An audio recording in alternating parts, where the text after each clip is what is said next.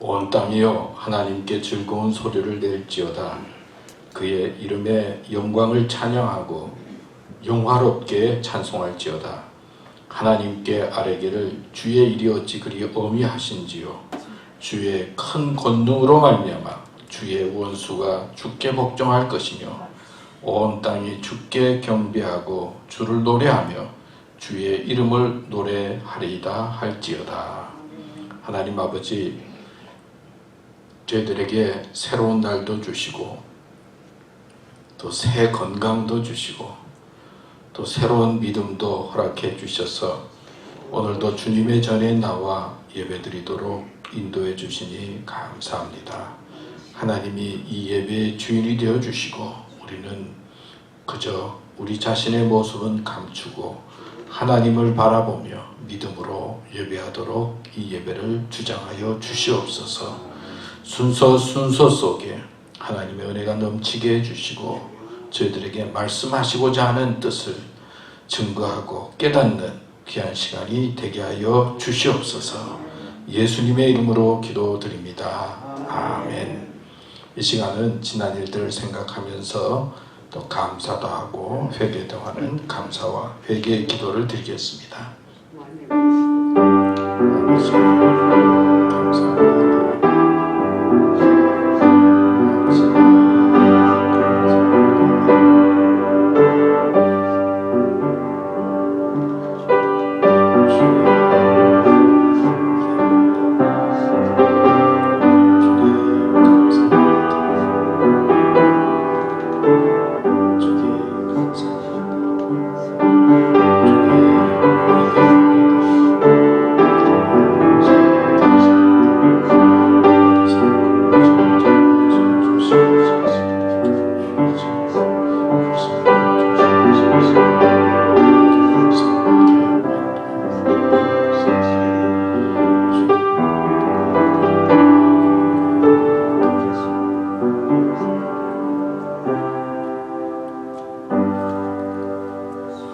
사도신경으로 우리의 신앙을 고백하겠습니다.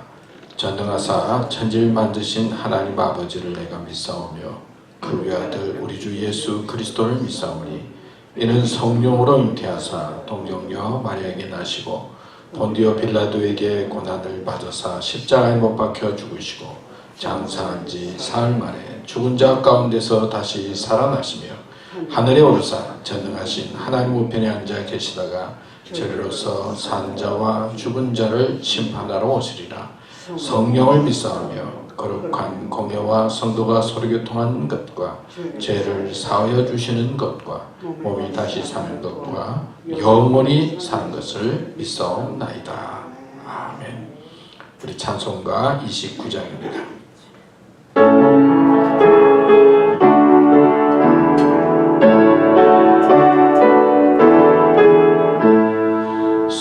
성도여 다 함께 할렐루야 아멘. 주 찬양하여라 할렐루야 아멘. 주 보좌 앞에서 택하신 은혜를 다 찬송하여라 할렐루야 아멘. 마음을 열어라 할렐루야 아멘. 온 하늘 울려라 할렐루야 아멘.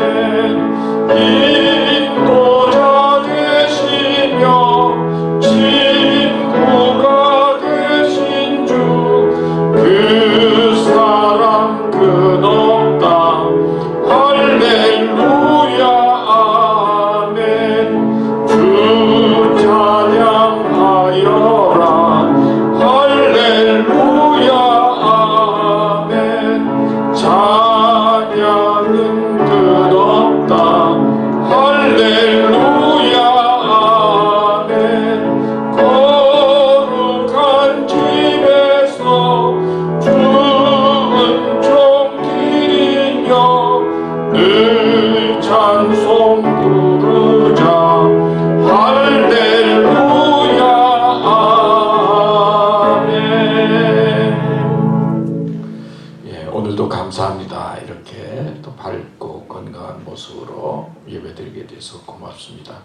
오늘 보니까 7월 4일 무슨 요일이죠? 독립기념일입니다.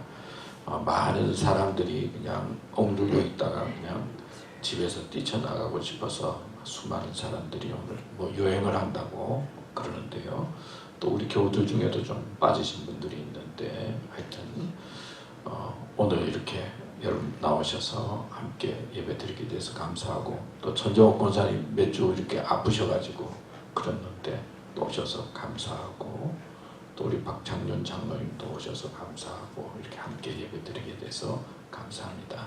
한번 따라할까요? 믿음으로 승리합시다. 믿음으로 승리합시다. 믿음으로 건강합시다. 믿음으로 건강합시다. 믿음으로 승리하고 또 믿음으로 또 건강하시고 또 믿음으로 행복하시면 고맙겠습니다. 우리 교우들 서로 건강을 위해서 기도하고 또 강건하도록 또 서로를 위해서 또 전화도 하시면서 격려하고 힘을 내시면 고맙겠습니다. 우리 시간에는 윤을로 장로님 나오셔서 대표에 기도해 주시겠습니다.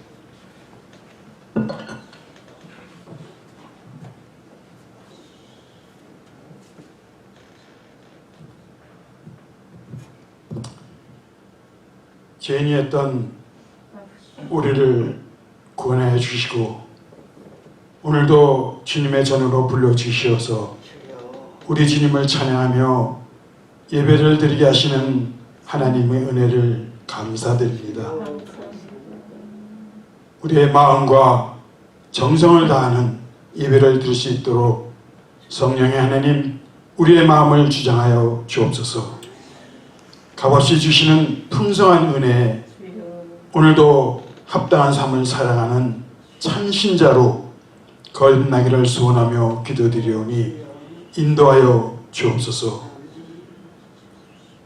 믿음의 분량대로 우리에게 맡기신 십자가를 기쁘게 짊어지고 우리 주님이 가르쳐 주시는 길을 순종하며 따르는 제자의 삶을 살기를 원하며 기도드립니다. 누구든지 나를 따라오려거든 자기를 부인하고 자기 십자가를 지고 나를 쫓으라는 말씀과 같이 십자가의 고난 없이는 우리 주님 부활의 영광에 거할 수 없음을 깨닫는 믿음을 더하여 주옵소서. 세계적으로 또 퍼지고 있는 바이러스로 확진자 수가 다시 늘어나고 있는 이때에 모든 열방의 믿음의 용사들이 하나님을 더 찾으며 기도하게 하옵소서. 우리가 할 수 있음은 오직 주님의 도우심을 구하는 기도밖에 없음을 고백하오니 응답하여 주시고 모든 예배가 회복되도록 역사하여 주옵소서. 그리고 육신의 질병으로 인하여 우리들의 삶이 근심걱정하며 살아오고 있음을 고백합니다. 현재 우리가 염려하고 있는 모든 고난은 장차 올 영광과 비교할 수 없음을 믿사오니 지금의 고난에도 기뻐하고 감사할 수 있는 담대하고 성숙한 믿음으로 승리하게 하옵소서. 치유하시는 하나님 아버지, 육신의 병으로 인하여 간절히 주님의 치유하심을 구하는 장로님들, 권사님들의 기도를 들으시고 응답하시어 치료하여 주옵소서. 주님의 놀라우신 보혈로 치유하여 주옵소서. 예수님의 이름으로 육신의 질병들이 깨끗함을 얻으며 회복된 온전한 육신과 감사드리는 영혼을 가지고 우리 주님만을 높이 찬양하고 영광 돌리게 하옵소서. 역사하시는 하나님 은혜의 축복을 받아 누리게 하옵소서.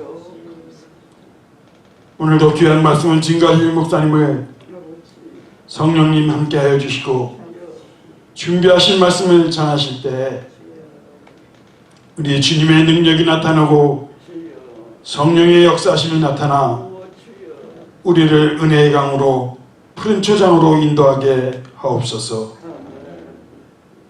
이곳에 세우신 교회를 사랑하며 섬기는 모든 믿음의 동역자들이 늘 주 안에서 하나 되어 기도하고 합력하여 선을 이루며 건강하게 세워져가는 교회가 되기를 소원하며 기도하며 우리 주 예수님의 이름으로 감사기도 드립니다.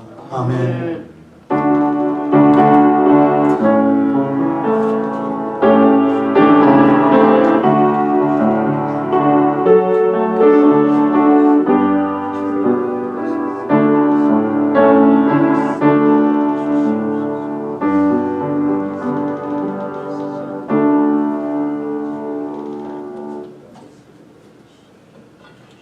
이 시간은 우리 준비한 동영상 같이 보도록 하겠습니다.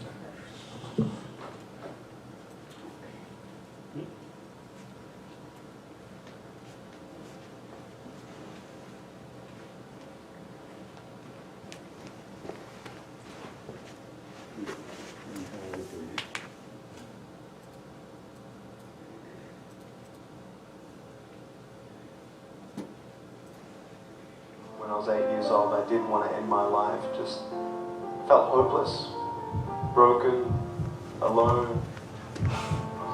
I was scared. I was scared. I was broken, weak.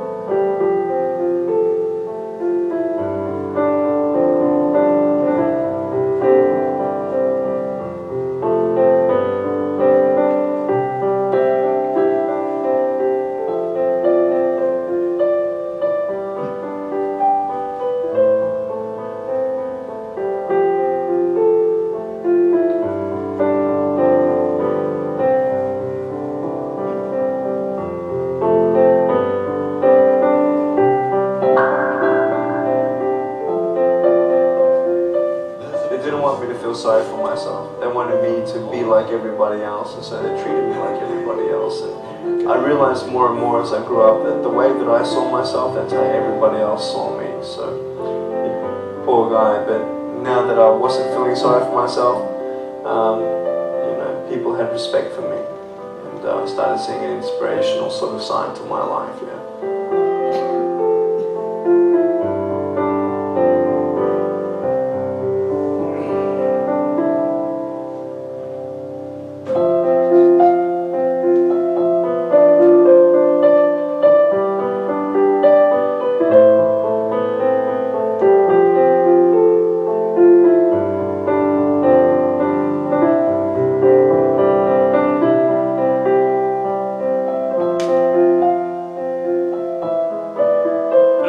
Sometimes in life where you fall down, you feel like you don't have the strength to get back up. If I fail, I try again and again and again. But I just want you to know that it's not the end. You see, I will try 100 times to get up, and if I fail 100 times,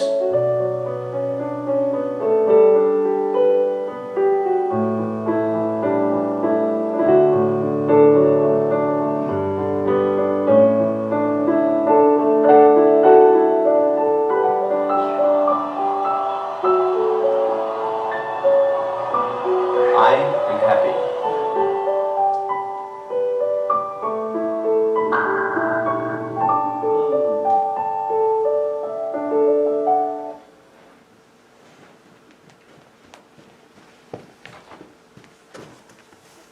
예, 또 오늘 감동적인 또 동영상 보게 해주셔서 감사합니다.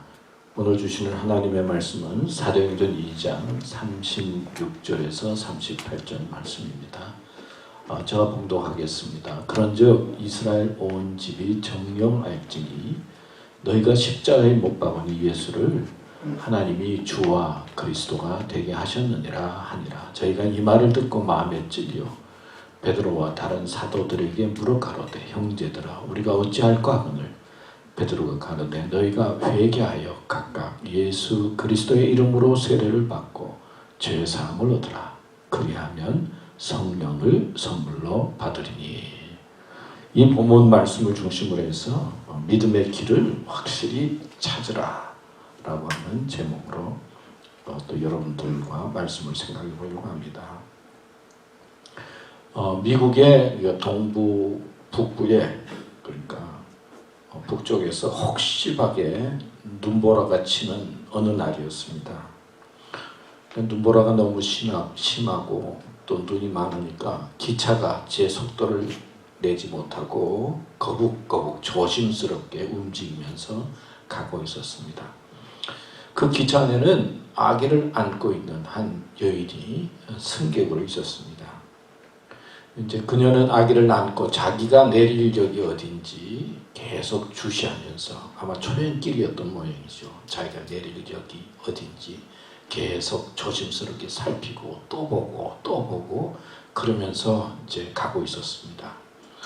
근데 그 옆에 아주 친절한 노신사가 있었는데, 그 신사가 이제 애기 엄마를 보고, 내가 그 역을 잘 알고 있으니까 너무 걱정하지 말고 내가 내리라고 그러는데 내리면 되겠습니다.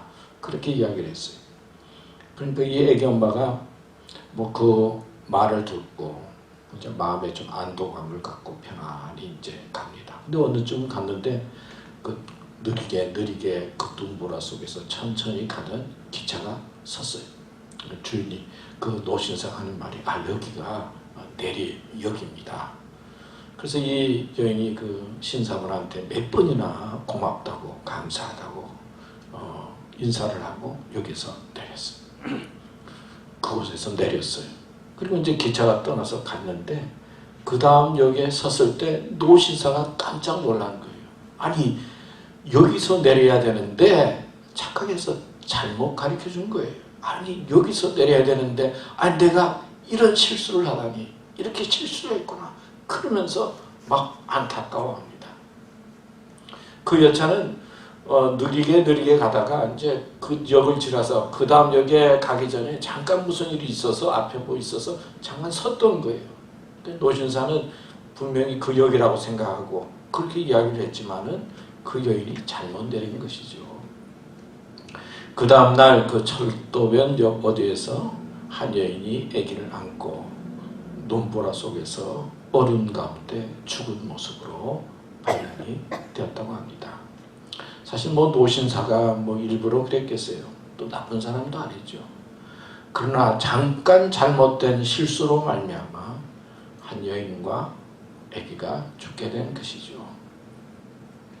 선택의 기로에 섰을 때, 또 누군가의 말을 듣게 될 때, 사실은 또 누군가로부터 조언하게 될 때 우리는 어떤 때 실수하게 되고 또 그 실수가 사람들에게 큰 좋지 못한 영향을 끼칠 수도 있다는 것을 알 수가 있죠. 영국에 청교도 신앙가인 존 본연 목사님이 계셨어요. 그러니까 국왕이 마음이 안 들어가지고 국왕의 명을 어겼다고 이제 이 목사님을 감옥에 집어였습니다. 근데 이 감옥의 옥사장이 아무래도 그 신앙의 사람이었고 목사님을 잘 알고 존경했던 모양이에요. 그러니까 어느 날 이제 감옥에 있는 그 목사님을 찾아와서, 목사님 오늘 조금 시간을 내서 가서, 감옥에 있지만 나가서 가족도 만나고 그리고 또 자녀도 보시고 돌아오세요. 목사님이 그래도 옥사장이 자기를 배려하고 생각해 주니까 얼마나 고맙습니까? 또 가족도 보고 싶고. 그래서 이제 감옥문을 나서서 집으로 가는데 아무래도 마음이 찜찜하고 또 성령께서 가지 말라고 그러는 것 같아요. 가다가 이제 다시 돌아왔어. 왜 돌아왔습니까? 아무래도 하나님께서 가지 말라고 성령께서 그렇게 그러는 것 같다고, 뭔가 마음이 이렇게 편치 않다고. 그래서 이제 감옥으로 다시 가다가 돌아왔어. 근데 돌아오고 난 다음에 1시간 한참 지난 다음에 국왕이 그 감옥을 방문한 거예요. 그러면 다 살펴보고 자기 명을 어긴 그 목사가 감옥에 있는지 제대로 있는지 체크를 하고 이제 돌아간 겁니다. 그러니까 옥사장이 와서 목사님한테 말하기를, 목사님, 우리가 큰일 날 뻔했어요. 아니, 목사님도 그냥 제가 좋은 마음으로 목사님 가시라고 그랬는데 목사님이 그냥 집에 가셨다 그러면은 목사님도 목사이지만 저도 그냥 끝나는 건데 아니 어떻게 이렇게 성령님께서 가르쳐 주셔서 돌아오셨는지요. 참 감사합니다. 이제는 제 생각보다도 성령님께서 목사님에게 좀 가라 그러시면 가시고 그냥 있으라 그러면 있으시고 성령의 이끌림으로 하나님의 이끌림을 받으면 그저 그렇게 결정하시면 좋겠습니다. 그렇게 이야기했다고 합니다. 우리는 살아가면서 선택의 기로에 설 때가 많이 있어요. 주위에 좋은 사람도 있고 또 착한 사람도 있고 이렇게 저렇게 조언을 구할 때가 많이 있어요. 근데 사람들이 조언을 하지만은 나를 위해서 조언하지만은 어떤 때는 그게 언제나 나한테 좋은 것은 아니에요. 어떤 때는 조언하고 내가 조언을 했지만 그 사람에게 도움이 안 될 때도 있어요. 사람이라고 하는 게 그렇고 삶이라고 하는 게 그렇다는 생각을 해봅니다. 우리는 내 지식과 내 경험과 내 생각을 가지고 삶의 현장을 판단하고 그리고 어떤 때는 선택을 하고 선택에 대한 이야기를 듣지만은 그 선택이 내 삶에 좋은 영향을 미칠 수도 있고 어떤 때는 좋지 않은 영향을 미쳐서 우리를 힘들게 하고 고통스럽게 할 때도 있어요. 이런 것을 생각해 보면요, 사실 감옥에 있는 사람들이 다 나쁜 사람은 아닐 거예요. 나름대로 잘 해주려고 하고 도왔는데 이게 문제가 생겨서 감옥에 갈 수도 있고 어려운 일을 겪을 수도 있다는 생각을 해봅니다. 오늘 성경에 나오는 이 말씀은 이제 사도 베드로가 성령의 충만함을 받았어요. 그리고는 이스라엘 백성을 향해서 설교하는 내용이에요. 그리고 오늘 이 말씀은 설교의 내용 중에 결론에 대한 말씀입니다. 우리가 아는 대로 베드로는 어부였죠. 그리고 그물을 버리고 예수님을 존경하고 사랑해서 예수님을 따르게 됩니다. 어떻게 하면 주님 말씀 잘 들을까 하면서 열심히 따랐어요. 그러나 어떤 때는 주는 그리스도시요 살아계신 하나님의 아들입니다 라고 고백해서 주님으로부터 칭찬을 받았어요. 내가 복되다. 천국의 열쇠를 내게 주리라. 그리고 난 다음에 또 예수님께서 십자가에 달려 고난당하고 그런다니까 주님 그리하지 마옵소서. 그러니까 예수님이 뭐라고 그랬어요? 사탄아 물러가라. 내가 하나님의 일은 생각지 않고 사람의 일만 생각하는구나. 그리고 또 예수님께서 십자가에 달려 돌아갈 때 큰 소리 땅땅 치다가 어떻게 됩니까? 주님을 부인하고 저주까지. 또 예수님이 부활했다는 소식을 들었지만은 어떻게 해요? 갈릴리 바다에 가서 옛날 고기 잡던 어부가 되어서 그리고 어부로서 살고 싶어 했던 그에게 또 예수님께서 찾아오셔서 회복시켜 주었어요.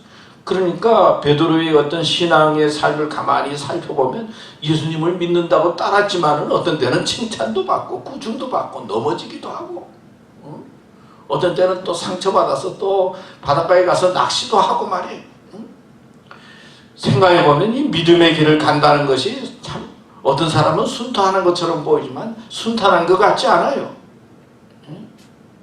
어떤 때는 잘 믿는 것처럼 주님 앞에 칭찬받는 모습을 가지고 있다가도 어떤 때는 세상의 사탄의 영에 이끌려서 하나님의 뜻을 어긋난 행동을 하게 되고 또 상처를 받아서 고민하고 큰 소리 쳤다가 또 왔다 갔다 하는 게 우리 인생의 믿음의 길이 아닌가. 베드로의 모습을 보면서 그렇게 생각해 볼 수가 있어요.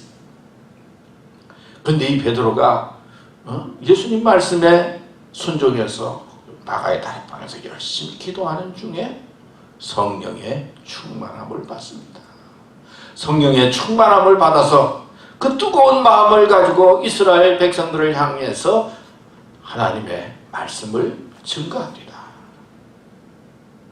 그 말씀을 증거했는데 오늘 본문에 있는 말씀이 말씀의 결론이라고 표현할 수가 있어요. 36절 말씀이 이제 결론이라고 표현할 수가 있는데요. 그런즉 이스라엘 온 집이 정령 알지니 너희가 십자가에 못 박은 이 예수를 하나님이 주와 그리스도가 되게 하셨느니라 하니라. 36절에 그렇게 이야기했어요. 이스라엘 온 집이 그러니까 이스라엘 온 백성을 말하는 거죠. 뭐 대제사장이든 율법학자든 배운 사람이든 안 배운 사람이든 부자든 가난하든 뭐 어부든 누구든 온 집 종교가 다르든 뭐가 어떻든 이스라엘의 온 집은 정령 알지니 꼭 알아야 된다는 거예요. 우리가 살아가면서 뭐 잘 몰라도 되는 게 많이 있잖아요. 어떤 때는 뭐 전화기 어떻게 써야 되는지 몰라도 모르면 또 모르는 대로 살 수 있죠. 또 뭐 운전을 못해도 뭐 또 못하면 못하는 대로 살 수 있죠. 또 언어가 잘 안 돼도 뭐 안 되면 안 되는 대로 또 살면 되죠. 근데 이 정령 알지니 이 말은 뭡니까? 꼭 알아야 된다는 거예요. 확실히 알아야 된다는 거예요. 살면서 몰라도 되는 것도 있고 알면 더 좋지만 몰라도 되는 것도 많이 있는데 몰라도 이렇게 살고 있는데 꼭 알아야 될 게 있는데 뭐예요? 너희가 십자가에 못 박은 이 예수. 예수를 십자가에 못 박았다는 거예요. 십자가는 뭡니까? 사형틀이에요. 예수를 십자가에 달려 죽게 했다는 거예요. 너희가 십자가에 못 박은 예수를. 근데 생각해 보세요. 이스라엘 백성들이 온 백성이 다 예수님을 십자가에 못 박았어요? 다 박았어요, 예수를? 생각해 보면 로마 병정이 십자가에 못 박았고 또 생각해 보면 빌라도가 판단을 그렇게 내려가지고 못 박았고 또 뭐 조금 생각해 보면은 율법학자나 그 대제사장들이 이 사람은 십자가에 못 박아야 됩니다. 그러니까 그 사람들이 또 책임이 있을 수 있고 또 빌라도가 자기는 못 받고 싶지 않고 그냥 살려두고 싶어서 말이에요. 바라바를 놓아줄까 예수를 놓아줄까 그러니까 거기에 있던 무리들이 바라바를 놓아달라고. 그 무리가 얼마나 되겠어요? 이스라엘 백성 중에. 온 이스라엘이 아니라 이스라엘 사람들 중에 또 빌라도나 율법학자 제사장 사내들인 의원들이 결정을 했지 온 이스라엘 백성이 예수를 십자가에 달려 죽게 했느냐고요. 예수님의 가족도 있고 예수님을 따르던 12제자도 있고 또 그 위에 그 무리에 속하지 않은 많은 사람들도 있잖아요. 그런데 온 집은 알아야 되는데 너희가 예수를 십자가에 못 박았다 이 말씀을 하고 있는 거예요. 과학적으로 지식적으로 합리적으로 생각하면 어떻게 온 집이 예수를 십자가에 못 박았습니까? 근데 오늘 말씀은 성령으로 말씀하고 있는 거예요. 지식이나 과학이나 우리의 인간의 지식으로 베드로가 똑똑해가지고 베드로가 경험이 많아서 말씀하고 있는 게 아니라 성령께서 베드로를 이용해가지고 성령이 말씀하는 거예요. 성령께서 우리를 향해서 온 이스라엘은 선택받은 백성이죠. 오늘날 표현하면 하나님을 믿는 백성을 말하는 거예요. 온 이스라엘이 정령 알아야 되는데 너희가 예수를 십자가에 못 박았다 그렇게 말씀하고 있는 것이 여러분 세상에는 많은 말들이 많이 있죠. 지혜의 말도 있고 또 권면의 말도 있고 또 지식의 말도 있고 어떤 때는 또 오늘 감동적인 그런 동영상처럼 감동을 주는 말도 있어요. 근데 이런 말은 말이에요. 사실은 우리를 좀 인격적으로 좀 온전하게 만들고 사람을 윤리적으로 만들고 교양 있게 만들고 지식 있게 만들고 그렇게 만들 수는 있을 것 같아요. 그런데 우리가 믿음의 길을 가야 하고 또 믿음으로 하나님의 사람이 되려고 하면 성령의 말씀을 들어야 된다는 거예요. 성령의 이끌림을 받아야 된다는 거예요. 성령이 주시는 말씀을 들어야 된다는 거예요. 오늘 말씀하고 있는 것은 베드로의 말이지만은 하나님께서 성령을 통해서 주시는 말씀을 하는데 뭐라고 말씀하고 있습니까? 우리가 예수를 십자가에 못 박았다 말씀하고 있어요. 여러분 우리가 예수님을 어떻게 십자가에 못 박았습니까? 생각해 보면 예수님은 2000년 전에 계셨어요. 그리고 한 사형수로서 십자가에 달렸어. 그리고 비참한 모습으로 돌아왔어요. 자, 2000년 전에 돌아가신 예수님 그리고 예수라고 있는 한 사람 오늘 나와 어떤 관계 있습니까? 그리고 오늘 나에게 어떤 의미가 있습니까? 성령께서 베드로를 통해서 말씀하는데, 사람들은 예수님을 죽였지만 하나님은 그를 살리셔서 주와 그리스도가 되게 했다, 그렇게 말씀하고 있어요.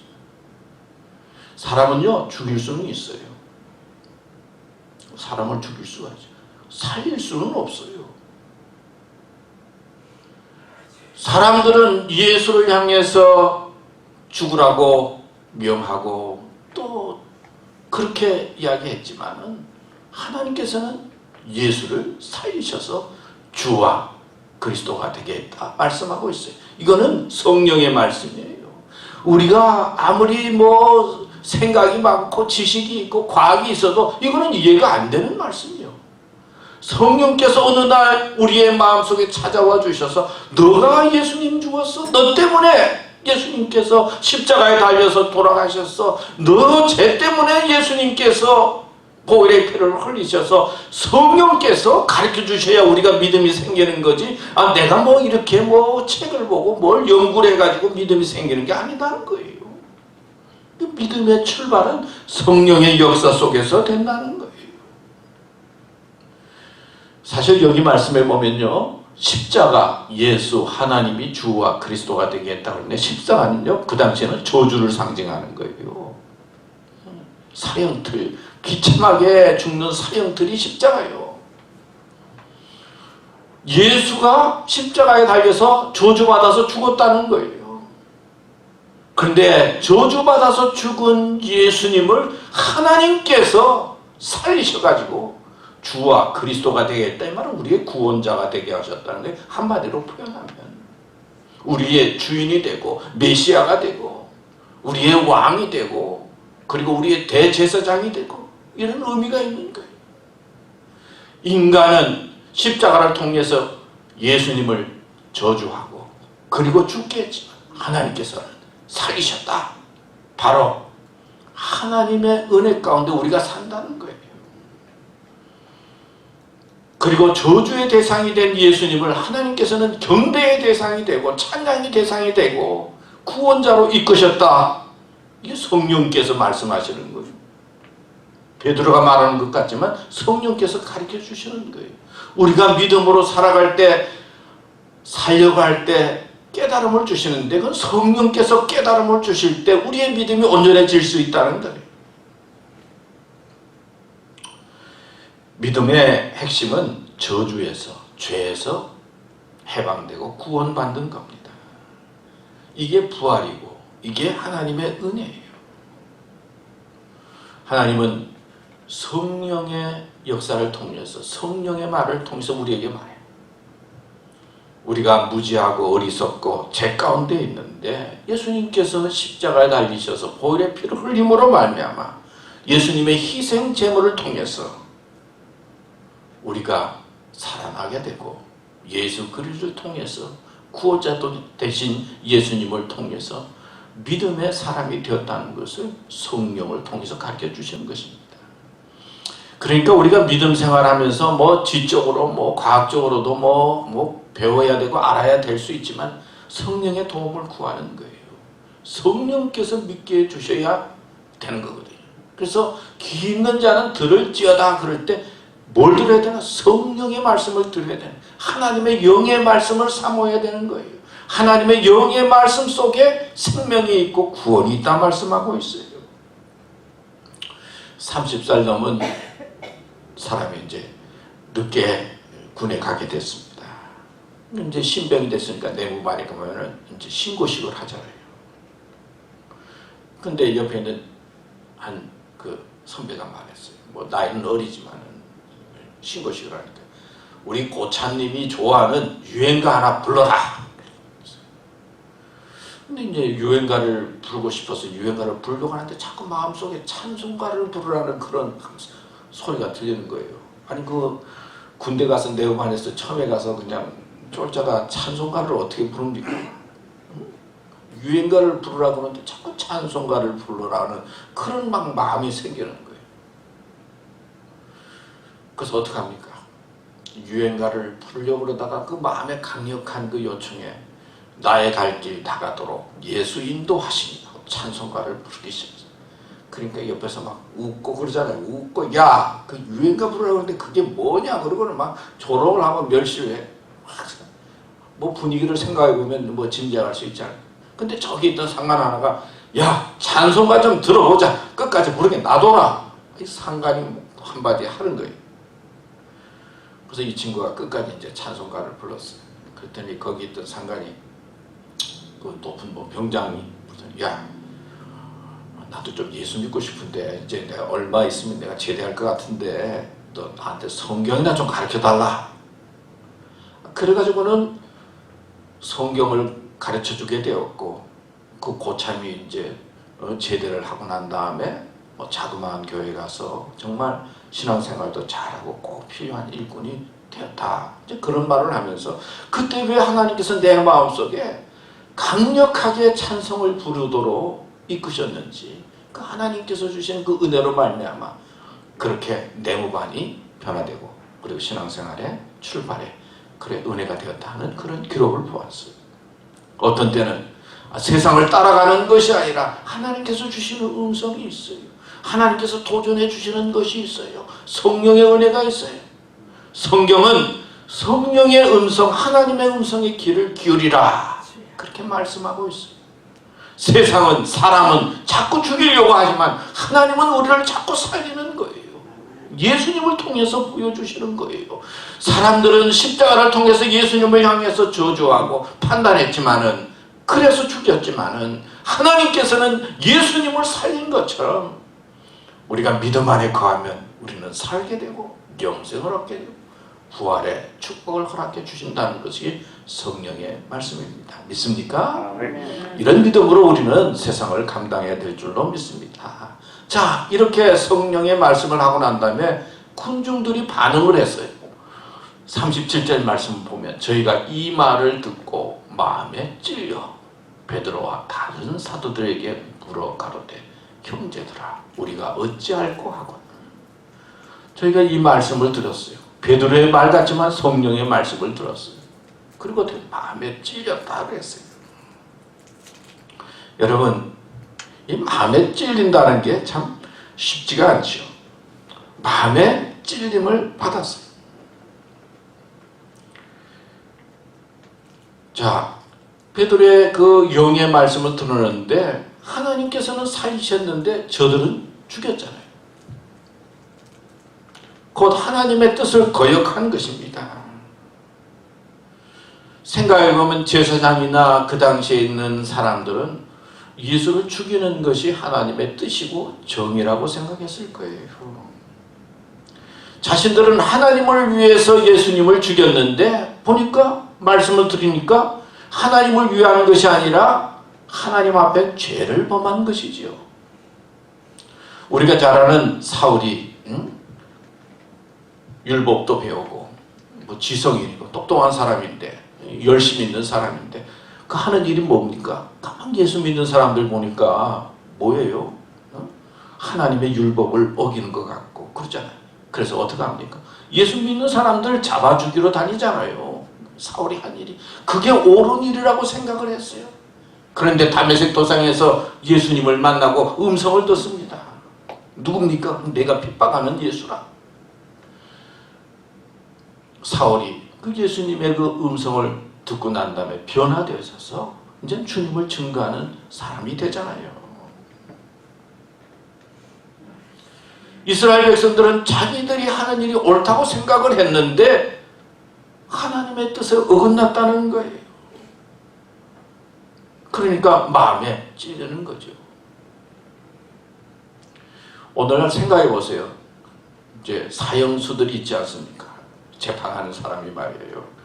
이 사람은 아무래도 안 되겠다. 이 사람은 사회 정의를 위해서 그리고 주위에 있는 사람들을 위해서 한 일을 보니까 우리나라에 덕이 안 되고 이 사람은 살아서는 안 되겠다. 그래가지고 재판관이 판단을 해서 사형. 그래서 이제 사형을 시켰어. 얼마 전에. 근데 나중에 보니까 그 사람의 죄가 아닌 것이 밝혀졌어요. 무죄예요.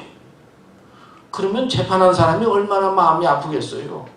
생각해보면 상식적으로 생각해보면 아니 저 사람 잘못해서 죽을 죄를 지었다고 생각해서 죽였는데 나중에 보니까 그게 아니요, 무죄요. 그러면 재판한 그 재판관의 마음이 얼마나 마음이 아프겠어요. 그런 거예요. 아니 예수님을 죽여야 된다고 생각을 했는데 죽이고 난 다음에 성령께서 하시는 말씀을 들어보니까 이 죽을 사람이 아니라 하나님께서 살리셔서 그리스도가 되고 메시아가 되고 주님이 되게 하셨다는 거죠. 옳다고 생각을 하고 행동했는데 이거는 하나님의 뜻에 어긋난 거예요. 그러니까 어떻게 됩니까? 마음의 찔림을 받는 거죠. 마음의 고통을 받는 거예요. 내가 잘못했구나. 근데 사람들은요, 보통 말해가지고 잘 자기의 죄를 인정하지 않아요. 그런 것 같아요. 우리도 뭐 신문에 보면 뭐가 죄를 지어서 뭐 했지요. 그러면 나는 그 사람 본 적도 없고 만난 적도 없고 들은 적도 없습니다. 그랬다가 얼마 지난 다음에 보면 만나고 돈도 받고 다 그래요. 이 사람은요, 이상하게 너 죄 지었다 그러면요, 죄를 인정하기보다는요, 어떻게 해요? 부인해요. 안 했다고 그래요. 그런 게 인간이 가지고 있는 특징이에요. 그런데 이 군중들은 이 성령의 음성을 듣고 마음에 찔림을 받았어요. 그리고는 형제들아, 사도들에게 묻습니다. 우리가 어찌하면 좋겠습니까?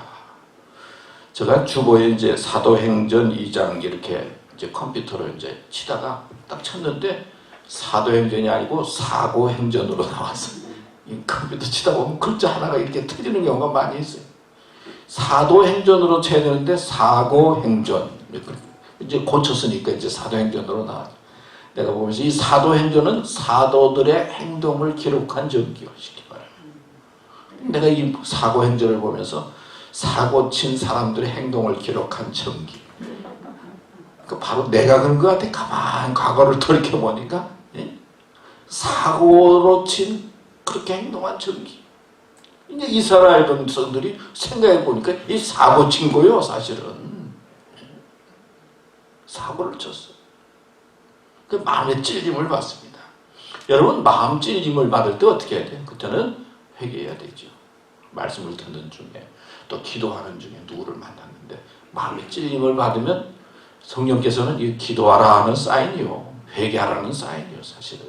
그러니까 우리는 너무 익숙하게 신앙생활을 해서 그냥 감사하고 은혜가 넘치지만은, 그러나 우리가 신앙생활하는 가운데 어떤 일을 당할 때, 무슨 일을 당할 때 마음의 찔림을 받을 때가 있어요. 마음이 그러면 안 되는데, 내가 이게 잘못했구나. 그럴 때는 어떻게 해요? 그때는 회개하고 기도하는 거죠. 그래서 자꾸 기도하는 겁니다. 마음의 찔림을 받을 때. 그리고 난 다음에 사도들에게 묻습니다. 형제들아, 우리가 어찌할꼬? 우리가 어찌할꼬? 이 말은 도움을 요청하는 거예요. 우리 신앙은요, 참 기독교에 좋은 건 임마누엘 신앙이에요. 혼자서 사는, 혼자가 아니에요. 하나님이 우리와 함께 하시는 거예요.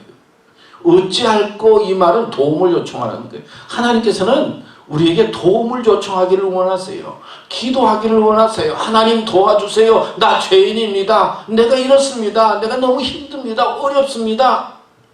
도와주세요. 그렇게 외치기를 원하세요. 그래서 우리 그리스도인은 어찌할꼬 하나님 앞에 묻는 그런 신앙을 가지고 있어야 돼요. 그걸 자꾸 물어야 돼요. 하나님을 구하고 하나님을 찾는 사람이 되어야 된다. 그 믿음 생활에 그러니까 얼마나 감사합니까? 우리의 믿음이.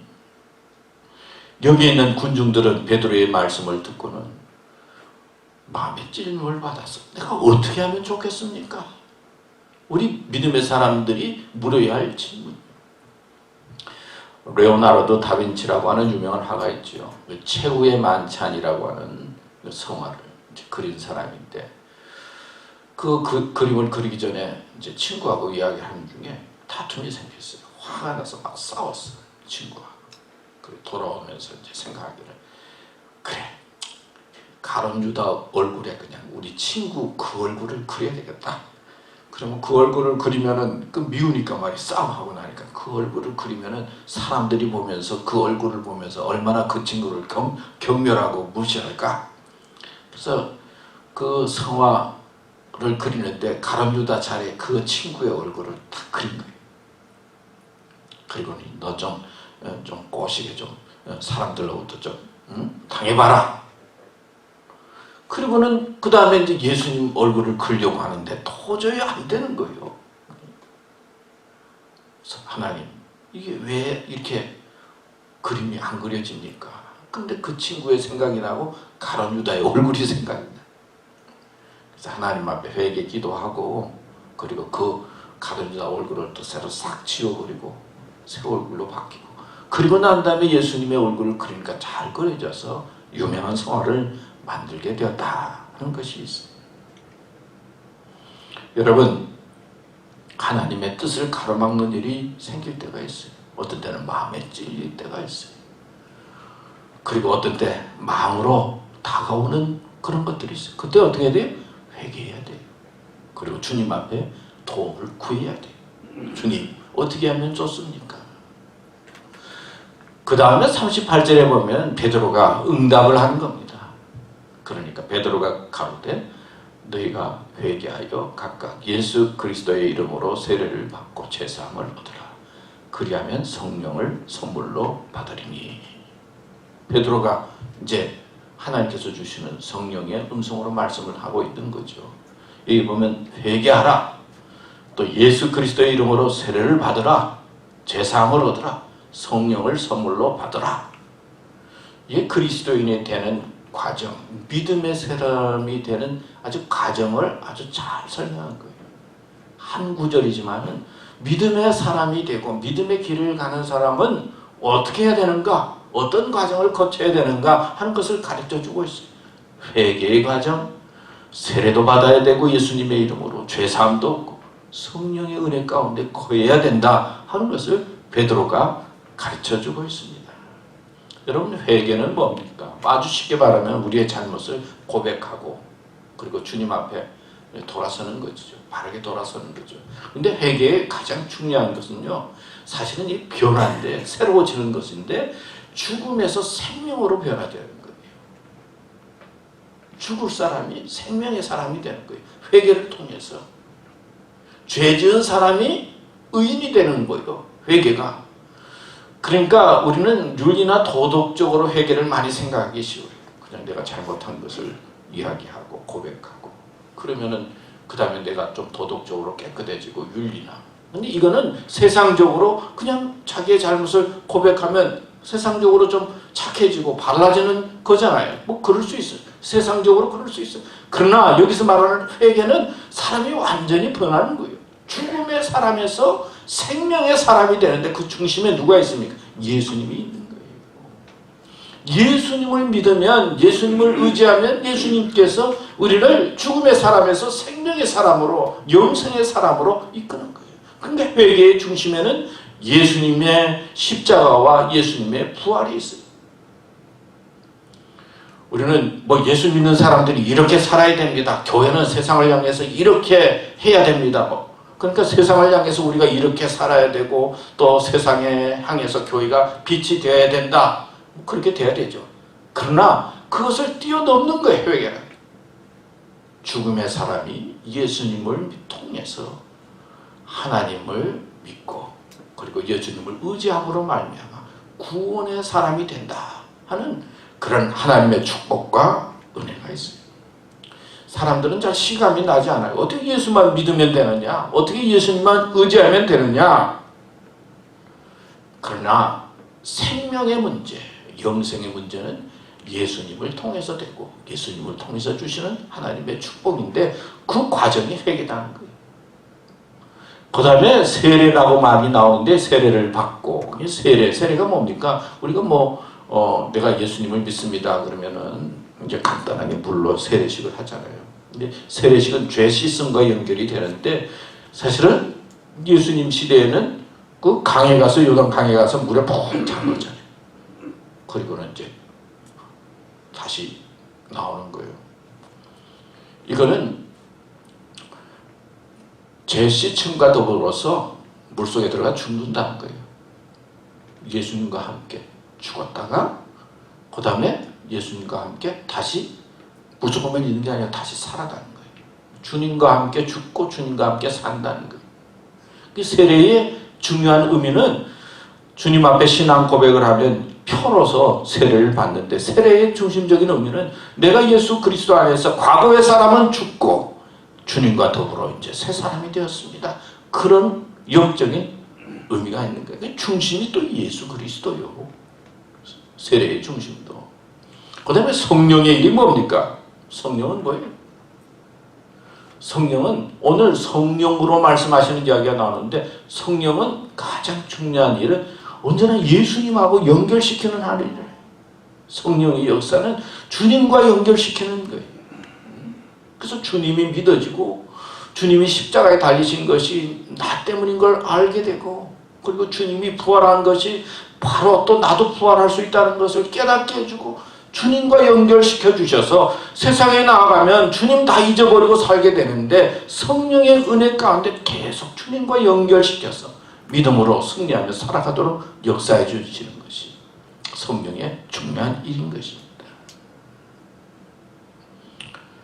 오늘 뭐 짧게 말씀을 드렸지만 이 성령의 역사가 그래요. 그 중심에는 언제나 예수 그리스도가 있어요. 그래서 예수 그리스도를 온전히 믿는 사람은 회개를 통해서, 그리고 주님과 죽고 살아나는 세례의 역사를 통해서, 성령의 역사를 통해서 믿음의 길을 간다 하는 걸 가르쳐주고 있습니다. 요즘 신문 보도를 보니까요, 뭐 굉장히 날씨가 더워져가지고 서부 쪽에서는 폭염으로 말미암아 사람들이 응급실에도 가고 또 춥고, 또 뭐 캐나다 북쪽에는, 북쪽은 또 추워야 되잖아요. 근데 또 더 더워가지고 50도가 넘어가지고 뭐 1000여 명 가까운 사람들이 더위로 죽고 뭐 그런 소식 여러분 들으셨죠? 아주 폭염이 아주 굉장하다고 그래요. 이 자연적으로 좀 지금 자연이 하여튼 기후가 좀 이상해지는 것 같아요. 이상기후 이야기 많이 하잖아요. 그래서 속으로 자연이 좀 단단히 화가 난 모양이다. 지금 지구가 화가 난 모양이다. 제가 그런 생각을 하고 있어요. 작년에는 허리케인이 또 미국에 많이 몰려와가지고 이름 지을 게 없을 정도로, 들으셨어요? 허리케인이 미국에 많이 왔어요. 하여튼 자연이 지금 이상하고 있어요. 저는 영화 중에 좀비 영화는 잘 안 보는 편이에요. 아니, 영화 중은 좀 재밌고 그냥 멋있고 깨끗하게 나와서 뭐 아름답게 스토리가 되어야 되는데, 아니 사람들이 막 이렇게 막 비틀어져가지고 그리고 막 흉측해져가지고 막 사람들이 막 사람을 물고 뭐 그래가지고 뭐 물리치는, 그래서 난 좀비 영화는 별로 마음에 안 들어요. 되도록이면 좀 우아하고 멋있고 또 총을 쏴도 그냥 한 번에 탁탁탁 해서 그냥 끝내는 이런 게 좋지. 근데 요즘 내가 생각해 보니까 바이러스 19, 그 코로나 바이러스를 보면서, 아, 사람들이 이 바이러스에 감염되면 좀비도 될 수 있겠구나. 어? 세상이 그렇게 되는 것 같아요. 몇 년 전에 내가 통계를 보니까요, 이제 이 동물들이 멸종을 하고 있는데요, 하여튼 100배 이상으로 빠르게 동물들이 멸종을 하고 있다고 그래요. 지금. 그러니까 종자들이 그렇게 없어지고 있는데, 우리 인간도 이제 얼마 지나지 않으면 없어질 그런 시대에 도달했다. 그런 과학적인 연구를 제가 봤어요. 여기 다 적었는데 복잡해가지고 그냥. 폴 에러리라고 하는 사람이 생물학 교수인데, 버클리, 스탠포드, 뭐 프린스턴 뭐 이런 데서 이제 과학자들이 연구를 했는데요. 동물의 멸종 속도가 점점 뭐 수백 배 빨라지고 있는데, 지구상에서 이제 사라질 종 가운데 인간들도 포함될 수 있다. 그런 조사를 하곤 됐어요. 생각해 보니까요, 그 미래에 대한 것들을 가만히 상상해 보면요, 앞으로 어떻게 될지 모르겠어요. 우리는 이때까지 아주 좋은 세상에 잘 살고 있는 거예요. 잘 사는 것 같아. 우리 자녀들이나 손주들은 어떻게 될지 제가 생각해 보면 그래요. 이런 종말의 때에 우리가 살고 있어요. 이런 종말의 때 우리가 어떻게 해야 되겠어요? 어떻게 살아야 되겠어요? 아들이 전화가 왔어요. 우리가 광산김치인데 광산김치 족보가 뭐냐고. 그래서 내가 족보가 무슨 파냐고. 그래서 내가 광산김치 말지 뭐 무슨 파까지 언제 들어본 적이 있어야죠. 야, 아버지가 한번 말을 한 것 같은데 그게 누가 물어봐야 그걸 기억을 하지. 내가 무슨 파인지 어떻게 아느냐고. 그래서 아버님이 물려준 족보가 있어요. 족보책 이렇게 뭐 한 개. 그래서 2층에 가서 족보책을 제가 찾아서 이렇게 뭐 광산 김씨에 대해서 뭐 이렇게 쭉 제가 살펴보게 됐어요. 근데 뭐 제가 이름도 어려가지고 무슨 기억도 잘 못하겠어요. 그래서 그 보는 가운데 제가 보니까 우리 아버님이 그 평양에서 내려오는데 한쪽 편에다가 평양 집에 지도를 그려놨더라고. 여기는 평양 여기고, 여기는 평양의 뭐고, 여기는 뭐고, 그리고 여기는 우리 조부집이고, 여기는 서성이 뭐 130몇 번. 그래서 평양의 지도를 하나 이렇게 그려놨는데 좀 마음이 찡하더라고요.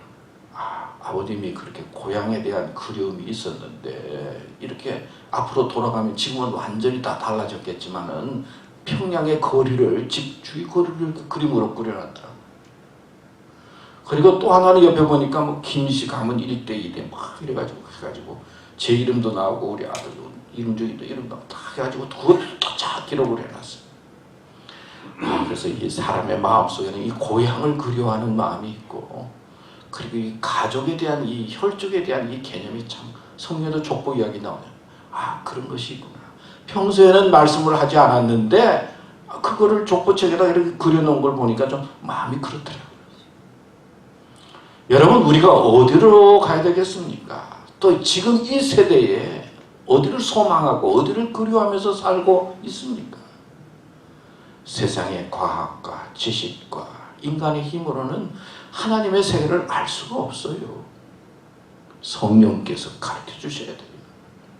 성령께서 역사해 주시고 우리의 마음에 깨달음을 주시고, 그리고 우리의 마음에 도전해 주실 때 예수님을 믿게 되고, 예수님의 그 부활이 나의 부활이 되고, 그리고 하늘의 소망을 갖고 믿음의 길을 가게 되는 것입니다.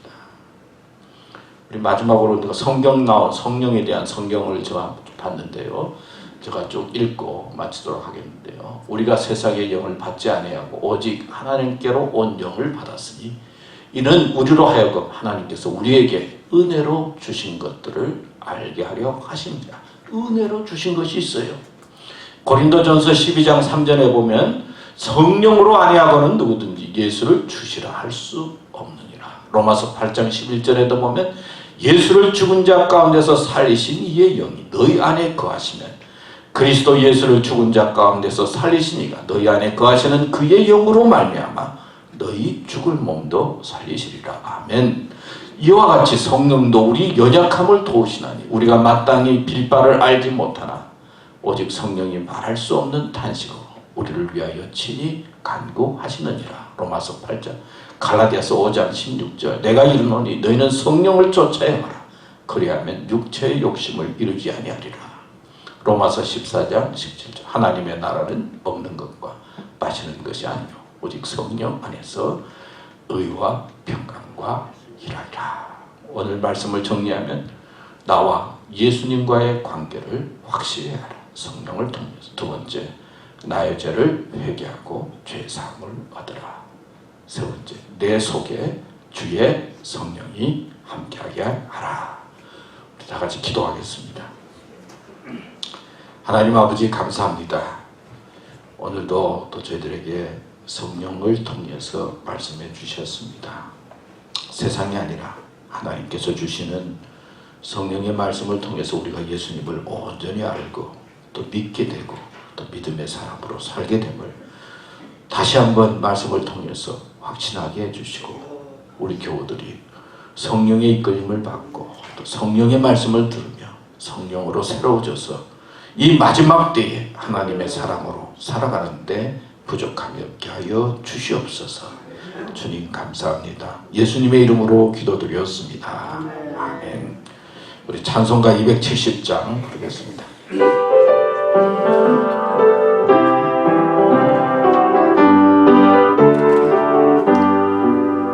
변찮는 주님의 사랑과 거룩한 보혈의 공로를 우리 다 찬양을 합시다.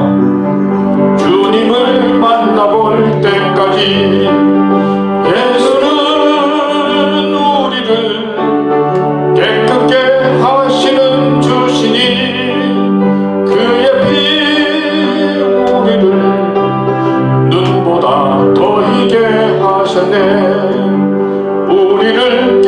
함께 한 피는 무궁한 생명의 물일세.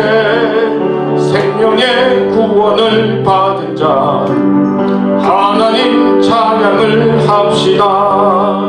예수는 우리를 깨끗게 하시는 주시니 그의 피 우리를 눈보다 더 희게 하셨네.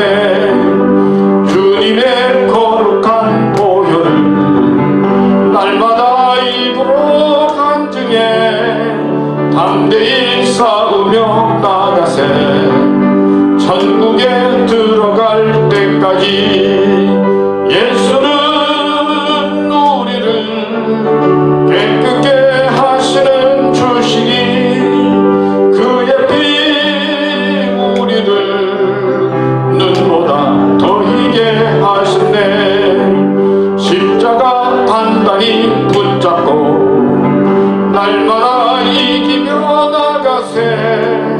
머리에 면류관 쓰고서 주 앞에 찬양할 때까지 예수는 우리를 깨끗게 하시는 주시니 그의 피 우리를 눈보다 더 희게 하셨네. 아멘. 하나님 아버지 감사합니다. 저희들 구원해 주시고 또 죄도 용서해 주시고 주님을 믿고 의지하면서 하늘의 소망을 갖고 살게 해주시니 감사합니다. 주신 물질 작은 것이지만 구별해서 하나님 앞에 헌금을 드립니다. 주님, 저희들의 헌금을 받아 주시옵소서. 또 헌금을 축복해 주시옵소서. 드린 손길들도 축복해 주시옵소서. 사용되는 곳에도 축복해 주시옵소서. 하나님의 은혜와 역사가 나타나게 하여 주시옵소서. 주님 감사합니다. 예수님의 이름으로 기도드렸습니다. 아멘. 몇 가지 교회 소식 말씀드리겠습니다. 교회를 위해서 또 이리저리 또 이모 저모 양으로 수고해 주시고 도움 주시는 분들 감사하고요. 하여튼 뭐 다녀보니까 마스크 안 쓴 사람들이 참 많아요. 또 플로리다도 제가 잠깐 다녀왔는데요. 가니까 마스크 쓰는 게 좀 미안할 정도로 그냥 다 안 쓰고 다니는데 우리 교우들은 이럴 때일수록 더 조심하고 또 마스크 쓰시고 조심하면서 지내시면 고맙겠습니다. 우리 교우들의 건강을 위해서 기도해 주시면 고맙겠습니다. 몸이 불편하신 분들이 참 많은데요. 빨리 회복해서 다 나올 수 있도록 기도해 주시면 고맙겠습니다. 우리 다음 주일은 예배 후에 금년도 전반기 회계 보고하는 시간이 있습니다. 그래서 예배 끝난 다음에 또 전반기 우리 교회 재정에 대한 보고 우리가 듣고 또 혹시 물어볼 거 있으면 또 물어보시고 그런 시간이 있는 거 여러분 기억하시고 또 참여해 주시면 고맙겠습니다.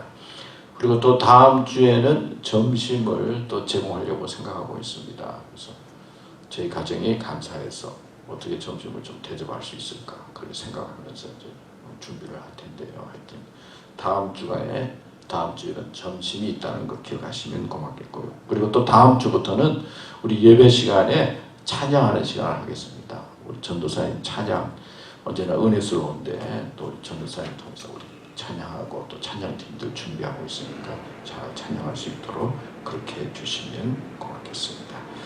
이제 마지막 찬송 260장입니다.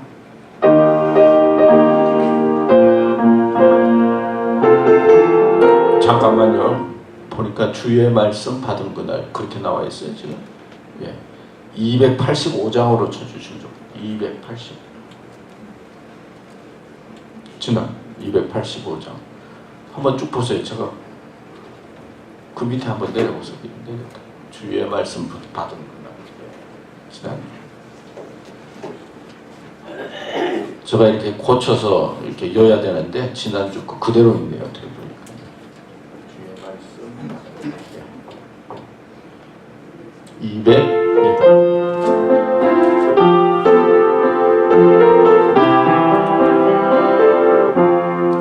주의 말씀 받은 그날 참 기쁘고 복되도다.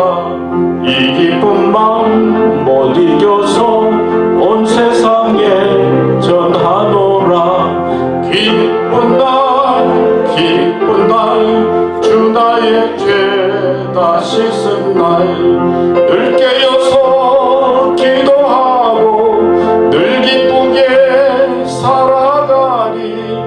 기쁜 날 기쁜 날 주 나의 죄 다 씻은 날 이 좋은 날 내 천한 몸 새 사람이 되었으니 이 몸과 맘 다 바쳐서 영광의 주를 섬기리 기쁜 날 주 나의 죄 다 씻은 날 늘 깨어서 기도하고 늘 기쁘게 살아가리 기쁜 날 주 나의 죄 다 씻은 날 새 사람 된 그날부터 평안한 마음 늘 있어서 이 복된 말 전하는 일 나의 본분 삼았도다 기쁜 날 주 나의 죄 다 씻은 날 늘 깨어서 기도하고 늘 기쁘게 살아가리 기쁜 날 주 나의 죄 다 씻은 날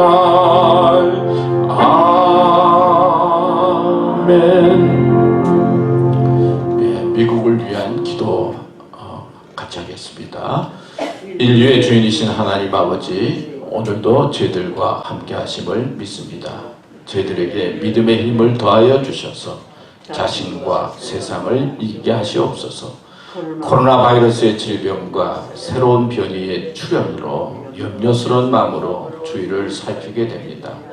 저희들의 삶이 회복되고 질병이 치유되도록 속히 인도하여 주시옵소서. 특히 아픔 속에 있는 사람들을 도우사 어려움을 감당할 힘을 주시옵소서. 저희들은 하늘을 소망하며 기다리면서 인내하게 하시옵소서. 일상생활이 회복되어서 몸과 마음이 평안케 하시옵소서. 주님, 많은 사고들이 이어지고 있습니다. 생각지도 못한 폭염으로 사람들이 힘들어하고 언제 어떻게 될지 모르는 소식을 계속 듣고 있습니다.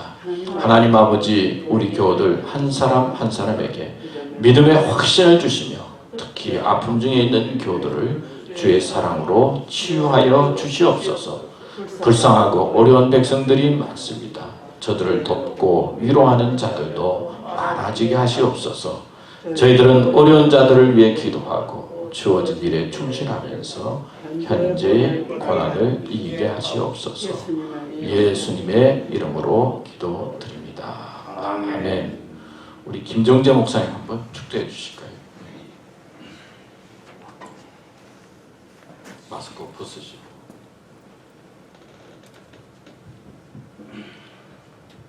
기도하겠습니다. 은혜로우신 하나님 감사합니다. 주님의 전에 나와 주님을 찬양하며 경배하고 주의 주시는 말씀을 마음에 담고 가게 하심을 감사드립니다.